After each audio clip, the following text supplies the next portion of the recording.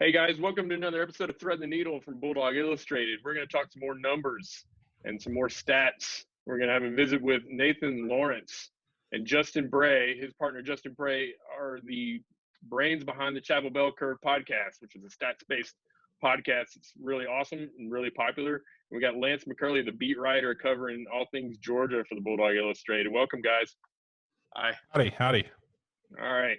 Nate, how'd you get going with it? Yeah, thanks a lot, man. Well, we just finished our third season. Obviously, our off-season podcasts have been a little decimated because we've both been trying to transition to work from home.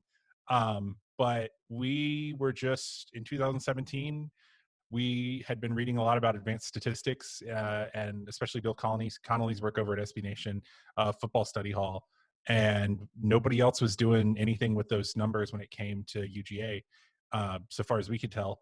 And so we kind of decided to start it on a lark. And I think the first couple of episodes, it was like 50 listens, of which like 10 of them were me and like the other 10 were Justin. And then like 2 were our wives when we downloaded them on our wives' phones, but they wouldn't listen to it.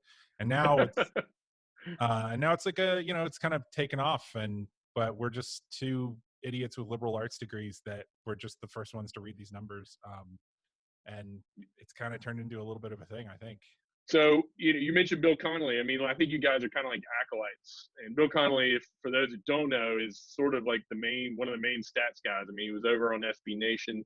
Now he's been hired off to ESPN, and really his advanced analytics are pretty well renowned for predicting games and predicting talent. It's pretty awesome. Well, I mean, and his biggest contribution, oh God, I'm sorry, I talk with my hands.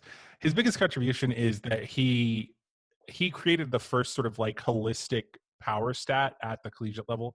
The DVOA has been around for a long time with Football Outsiders and Pro Football Focus. They've been doing that for a long time. But S&P Plus was the first sort of like generic power ranking stat that had any sort of like reliability in terms of predicting the outcome of games and the score differential. And sort of the big thing that got me into it was in 2017, he published this big thing about 5 factors and about how, like, if you look at 5 factors matchups, they beat computer rankings and Massey composites and like pro pickers. They beat them. Like the S&P Plus average is about like a 58% against the spread, which in Vegas is like, that's like a professional. You're like a professional gambler. 52, I think 53%. I think this year that's gone up because this year he had a like really good year, but it's right around 52% usually. And our initial impetus was just basically to be like, hey, this exists, and because I still don't think really, even with stuff like we've been doing, I really don't think there's a lot of awareness about it. But I think that it's at this point it is such a market inefficiency. Analytics are, in terms of just like your knowledge of the sport, that you can just seem like a genius if you have a basic understanding of like 2 or 3 stats. And I know Bob and I have had sort of like a long Twitter romance or whatever, and I think it's because Bob was one of the first people on Twitter other than us who was like, hey, this stuff obviously correlates to like who wins the game. Right. So what are your 3 stats? I mean, I think most you usually want to look at differentials, right? If you're trying to compare 2 teams and predict, if we're doing something before a game, you're gonna look at differentials. And I think the biggest one is success rate for and against. You can basically just do the whole game with success rate for and against if you're willing to break it down by situation. And I think the Football Study Hall talks about the team that wins the success rate's like 83% of the time to win the game. Yeah. So to me, it's success rate, it's explosiveness. You can do that a bunch of different ways, explosive play rate, or you can do points per play. And I was just looking at the net yards per play, and and I don't know who's tracking this, if anybody's tracking it, but if you take offensive yards per play and you subtract defensive yards per play, and that's the net, right? The teams that are above 2.0 are playoff quality, playoff caliber teams. And Georgia was like, we were, for the first month of the season, and I'll put a graphic up here, we were like 4.0 yards, net yards per play in September. And obviously, if we do a line graph, it's going to go down from there. And we ended up the season at net 1.7, which is really good. I mean, that 1.7 is sort of on the bottom end of what in the playoff era it took to get in the playoffs. So what do you think? Lance, what did you see, or Nathan, what did you see in that offense that led to those declining? Because it was all on offense. I mean, we're the number 2 defense. Our offense just did not produce like it did early in the season. What do you got? I think injuries obviously hurt receivers talent wise. Georgia lost from 2018 to 2019. They lost their top 4 or 5 receivers, and there's a lot of inexperience at that position. And I just saw that they were afraid to throw the ball up the middle, especially in the South Carolina game. Yeah. Okay. So my analysis of our offense in 2019 starts with like real numbers and quickly gets into the like guy on the History Channel talking about ancient aliens kind of territory pretty quickly. So first off, I think this was not as good a running offensive line as it should have been.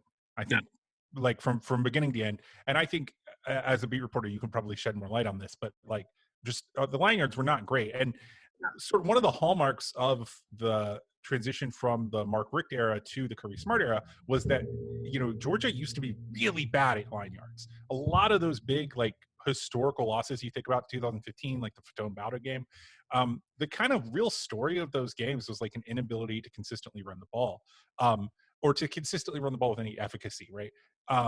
So I think that is one thing. The offensive line, and I was a part of this, was probably just overrated. All of the games before UT, it was 7.09 YPP on the run, 9.43 YPP on the pass. Now that is unadjusted for opponents, so obviously you're getting like the Stanford game in there, I think, which is helping. But if you look at concepts per play share, what you see is that you have 19% of the time we run in the inside zone read for a 56% success rate, which is very good. Anything above 50, this is an exaggeration, but anything above 50% success rate is usually good. Post UT, and this is including the bowl game and the thing, you go from 19% to stays right about 19% for inside read, but your success rate goes down to 41%, 4.56 yards per play run, 5.83 yards per play pass. To me, the fundamental issue with this offense was that once we could not run it inside, none of the offense worked. Now, depending on the axis you want to analyze it on, you could say that that's a James Coley thing. You could say that that's a Fromm thing. You could say that we maybe didn't have the right offensive line to run the inside zone read. We didn't have the right playmakers on the outside, whatever. But fundamentally, this was an offense that became broken when one play stopped working, right? And this is really the reason that I spent like the last 3 months of the season on like a James Coley jihad, was because like it doesn't, at the end of the day, it doesn't matter why that happens. The fact was, if the inside zone read didn't work, we didn't score points.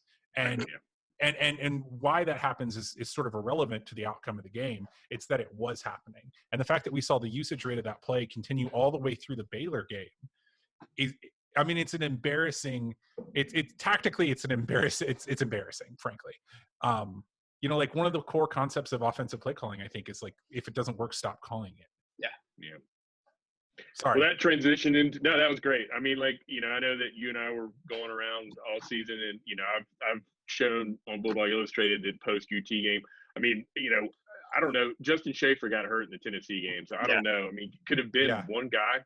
That just changed the efficacy of. There's a lot of shuffling up on the offensive line. I mean, I feel like every practice report that we went to, we only got to see practice Monday through Wednesday for 4 to 5 minutes at a time, and there were maybe 3 weeks during the season where we would only get. That's a lot of blogs talking about practice reports for 15 minutes a week. Well, I mean it. Well, the thing was, the last time that we saw practice, this has nothing to do with it, but I'm going to say this anyway. The last time that we saw practice, I think, was the Monday after the Florida game. So that Missouri week, I believe. We didn't see it for the rest of the year. But a lot of different times when we would see practice, I mean, the offensive line, and this is true to you look in the game too in personnel, we shuffled up the offensive line a lot. Cade Mays played pretty much every position but center, I believe. Same thing with there's just a lot of turnover, especially with Big Cleveland, and it's just there were so many factors that went into it.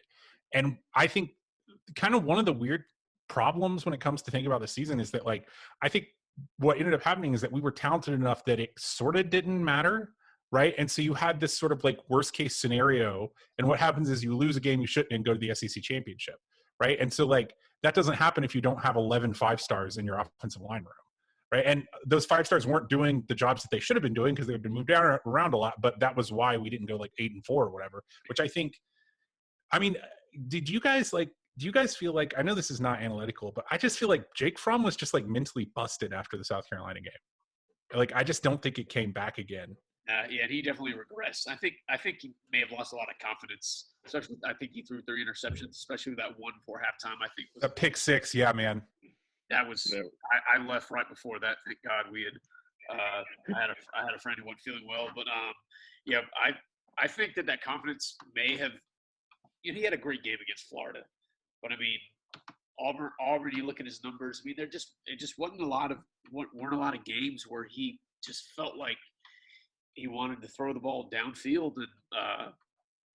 and I think the receivers just started,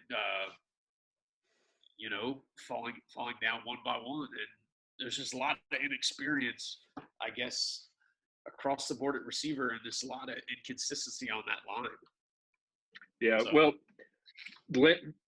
Vance started this show talking about threading the needle and what it takes to thread that needle to get the national championship. So we've talked about Coley and our offense from last year, but moving forward, and everyone's talked about how the reps that have been missed this spring could or could not affect, or who they're going to affect more.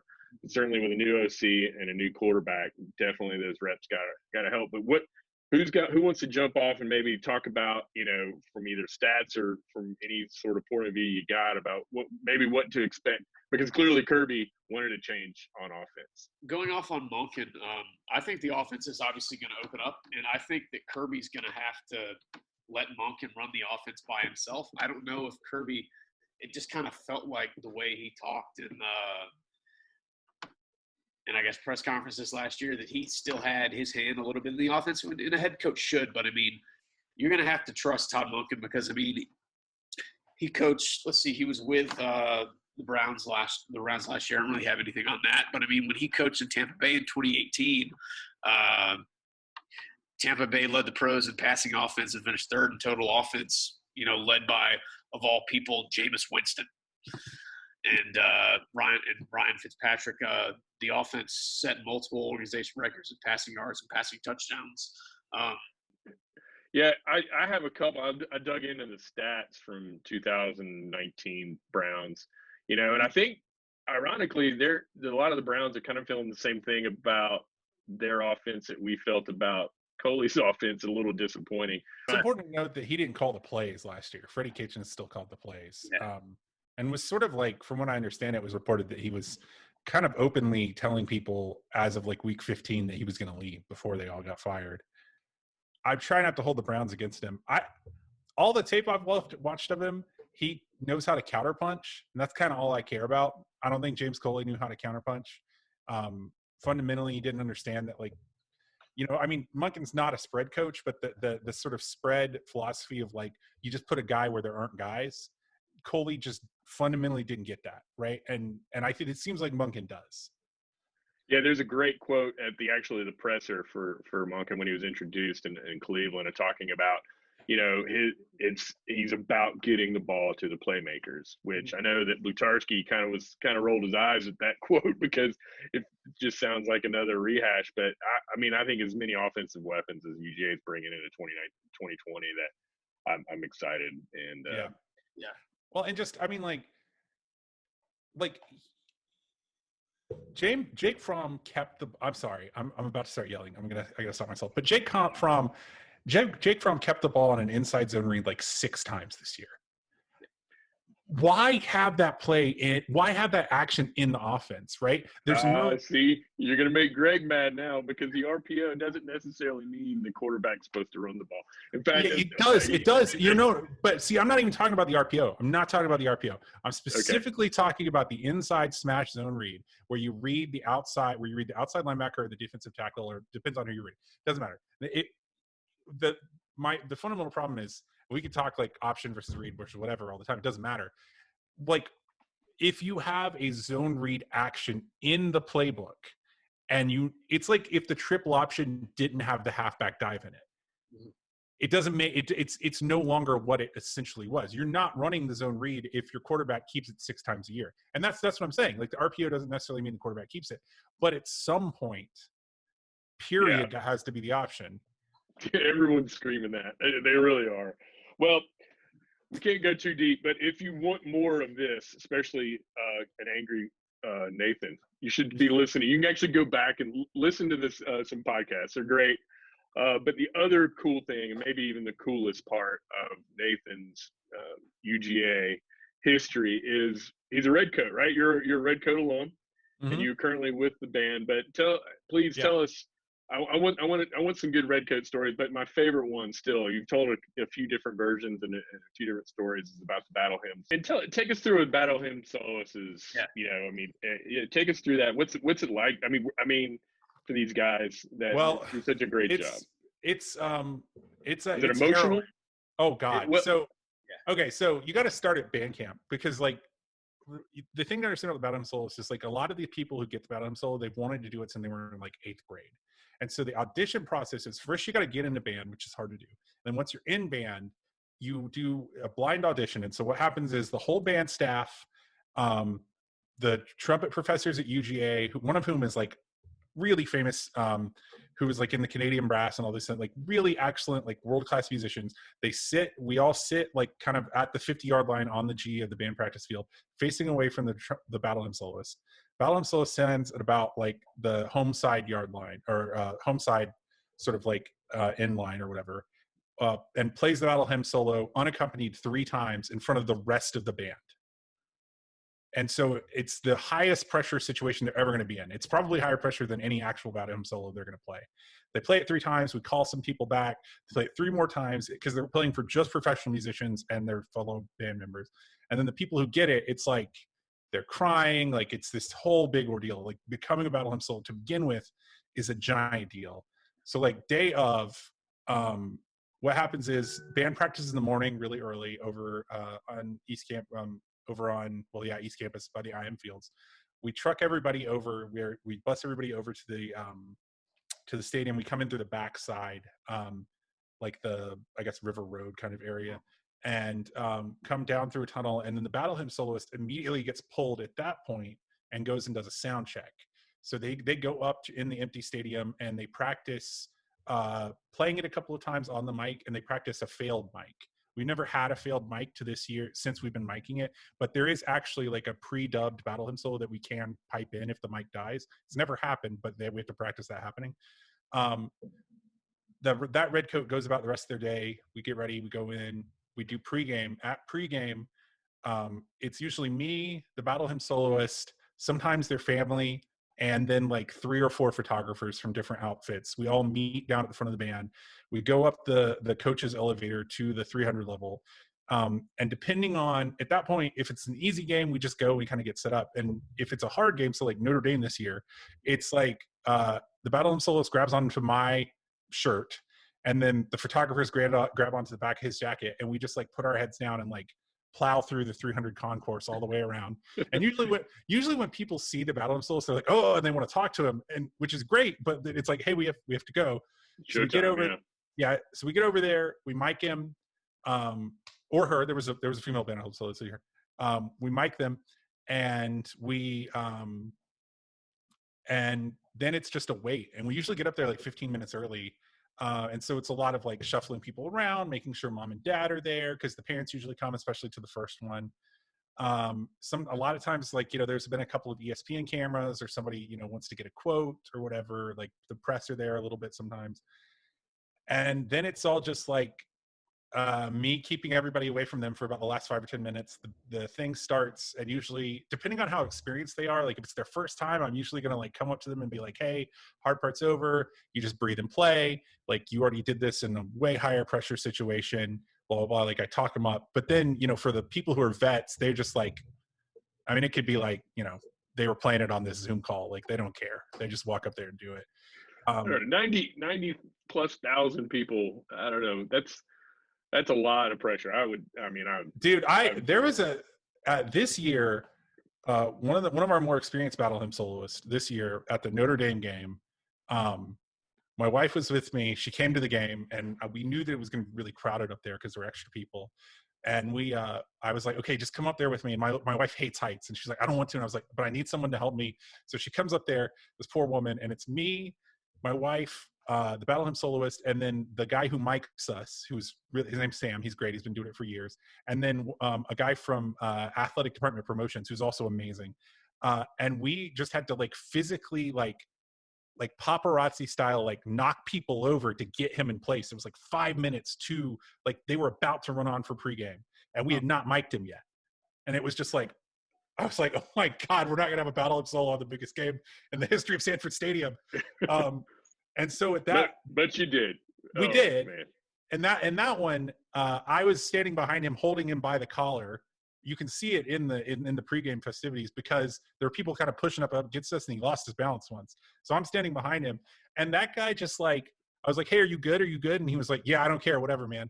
And he just like, we finished playing, and he was like, all right, yeah, we got to get back down there. And I was like, yeah, I can hear it, and then it's kryptonite, and it's go. It's Saturday in Athens. Yeah, man, and he.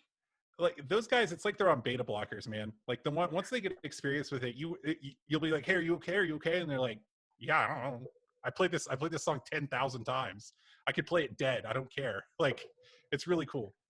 Thank you so much. Again, follow Nathan on Twitter, Chapel Bell Curve. Check out his podcast. It's really great. If you're liking the stuff that I'm talking about on Bulldog Illustrated, really, it's partially inspired. And Nathan and I, we help each other. He helps me more than I help him in terms of working through these stats. It's just another way to watch football. You know, it's not. You know, I know that sometimes there's competition of like what matters in football versus numbers, but it's just another way to watch football. Yeah. And thank you guys for watching and tuning in to this episode of Threading the Needle. We'll be back next week with another one. Until then, go Dogs. Go Dogs. Go Dogs.